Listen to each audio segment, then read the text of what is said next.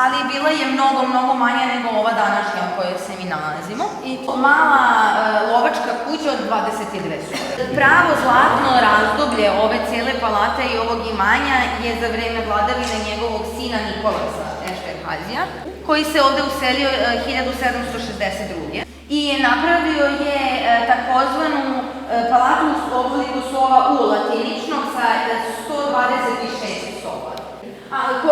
I ovde je 1762. godine izgrađena takva palata, to je ova u kojoj se mi danas nalazimo. Takođe, zajedno sa ovom palatom koja je osnovna građevina, izgrađena je i kuća marioneta i opera teatar na istom imanju. Građevine su smeštene u zadnjem dvorištu.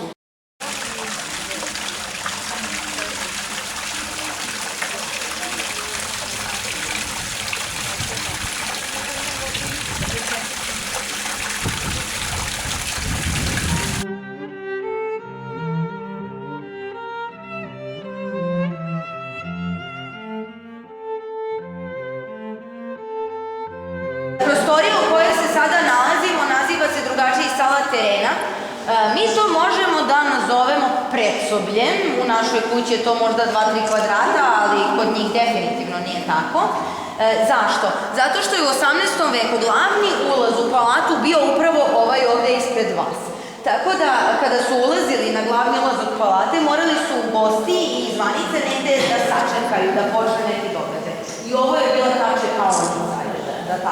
Ideja kada su ukrašavali ovu prostoriju je da ona izgleda kao bašta iznutra, tako da su ovi elementi barokni i u stilu rokokoa koji predstavljaju floralne elemente koji bi ovo ipak i prikazali kao što je bilo zamišljeno, odnosno kao jednu baštu.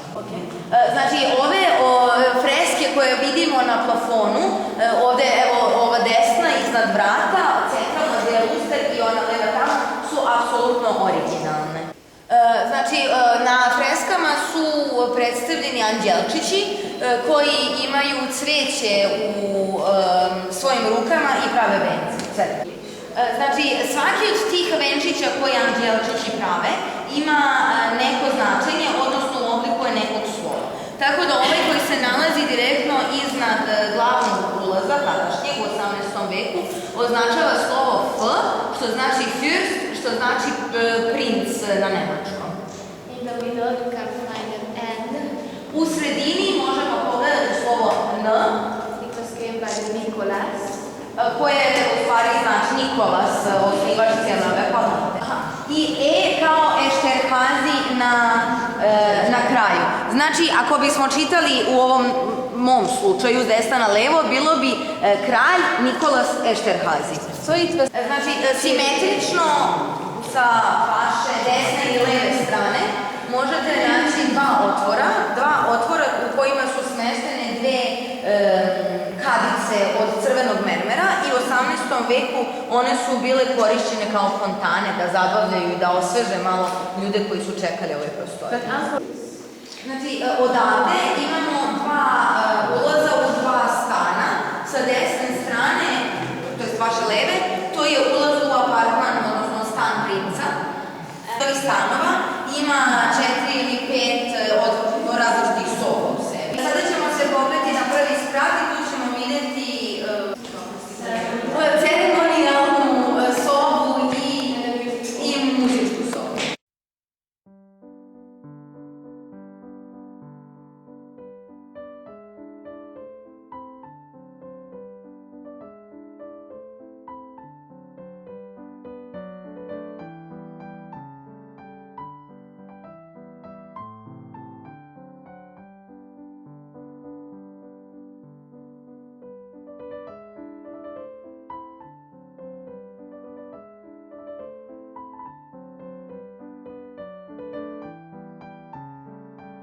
Ceremonijalna sala ima svoje drugo ime, a to je Apollo sala.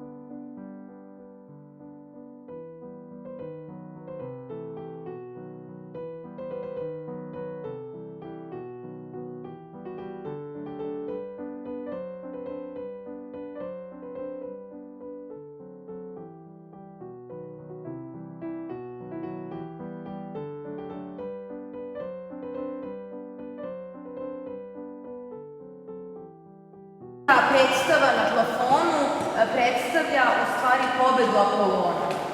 The fresco Indije su u 18. veku bile jako popularne za ukrašavanje pogotovo plafona i tavanica i na ovoj slici može jedna opcija. Ova 4 bijela konja koja se nalaze u samom središtu slike uvek iz bilo kog ugla ove sale da pogledate ili trče ili gledaju u vas.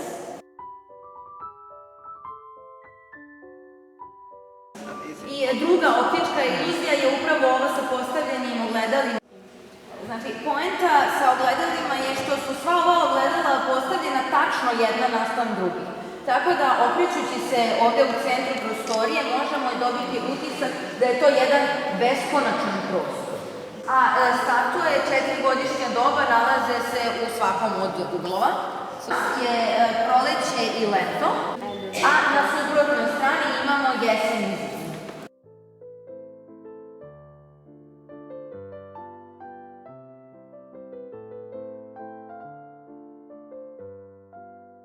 Malo pre što smo videli, postoji jedna stara slika iz 1935. fotografija iz 1935. godine koja prikazuje originalni raspored namještaja i dizajn namještaja.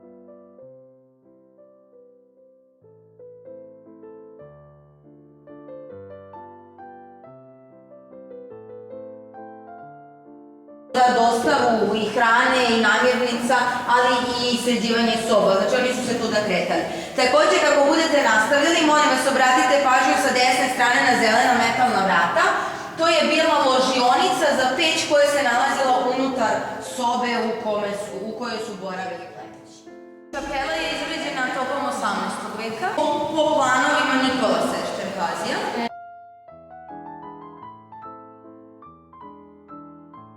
I verujte ovo islam, ova